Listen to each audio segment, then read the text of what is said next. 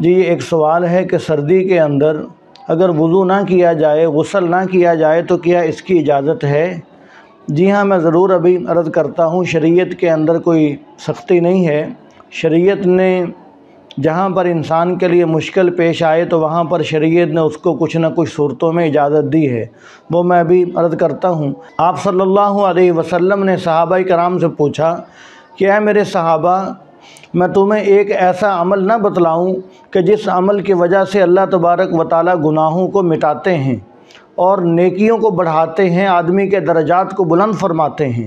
تو صحابہ کرام نے عرض کیا کہ یا رسول اللہ ضرور ارشاد فرمائیے۔ تو آپ صلی اللہ علیہ وسلم نے فرمایا کہ وہ عمل یہ ہے کہ ناگواری کے باوجود وضو کرنا، کہ آدمی کا جی نہیں چاہ رہا کہ میں وضو کروں۔ اب ٹھنڈے پانی کے ساتھ سردیوں کے اندر کس کا جی چاہتا ہے کہ میں وضو کروں، میں غسل کروں؟ تو آدمی کا جی نہیں چاہتا تو آدمی غسل کرتا ہے یا آدمی وضو کرتا ہے، تو مقصد کیا ہوتا ہے؟ اللہ تبارک و تعالیٰ کی رضا حاصل ہو جائے، اللہ تعالیٰ کی خوشنودی حاصل ہو جائے، ثواب کی نیت ہے اور پاکی اور طہارت حاصل کرنے کی نیت ہے۔ تو جب آدمی اس نیت سے وضو کرتا ہے، غسل کرتا ہے ناگواری کے باوجود، تو اللہ تبارک و تعالیٰ نے اس پر بڑا انعام رکھا ہے۔ سردی کے موسم میں ایک صحابی آپ صلی اللہ علیہ وسلم کے پاس تشریف لائے اور صحابی نے آ کر عرض کیا کہ یا رسول اللہ، ہمارے علاقے کے اندر سردی بہت زیادہ ہوتی ہے، تو میں یہ چاہتا ہوں کہ آپ ہمیں اجازت دے دیں کہ ہم تیمم کر لیا کریں، ہمیں پانی سے وضو اور غسل نہ کرنا پڑے۔ تو آپ صلی اللہ علیہ وسلم نے اجازت نہیں دی، فرمایا کہ نہیں، تمہیں پانی سے وضو کرنا پڑے گا، پانی سے ہی غسل کرنا پڑے گا۔ فرمایا کہ ایسی صورت میں تیمم کی اجازت نہیں ہے۔ تو آپ صلی اللہ علیہ وسلم نے منع فرما دیا۔ ہاں، کچھ صورتیں ایسی ہیں کہ شریعت نے ان صورتوں کے اندر اجازت بھی دی ہے۔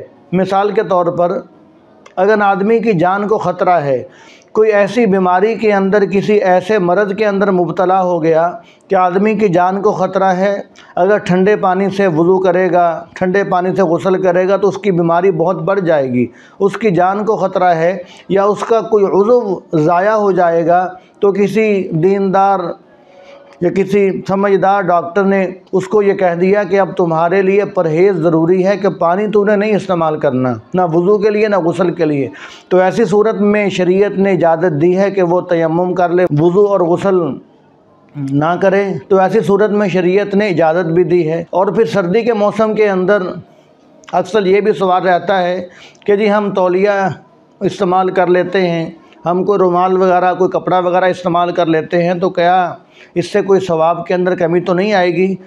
جی اس بارے میں بھی میں عرض کر دوں، تولیہ یا کپڑا استعمال کرنا وضو کے بعد اپنے جسم کو، اعضائے وضو کو خشک کرنا، تو یہ سنت بھی ہے، کوئی اس کے اندر حرج والی بات نہیں۔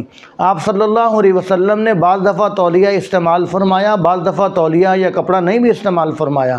ازواج مطہرات نے، صحابہ کرام نے بعض دفعہ وضو کے بعد آپ صلی اللہ علیہ وسلم کو تولیہ یا کوئی کپڑا پیش فرمایا تو آپ نے استعمال فرما لیا، اور بعض دفعہ چھوڑ بھی دیا۔ تو آپ صلی اللہ علیہ وسلم نے اپنے ان دونوں عملوں کے ذریعے سے بتلا دیا کہ اگر تم سنت سمجھ کر کپڑا استعمال کر لو گے تو اس پر بھی تمہیں ثواب ملے گا، اگر تم کبھی کبھی سنت سمجھ کر کپڑا نہیں بھی استعمال کرو گے، اعضائے وضو کو ویسے ہی چھوڑ دو گے، بس جھاڑ لو گے، تو اس پر بھی تمہیں ثواب ملے گا۔ دونوں صورتوں میں ثواب ہی ثواب ہے، تمہیں اختیار ہے، چاہے تولیہ یا کپڑا استعمال کرو یا نہ کرو۔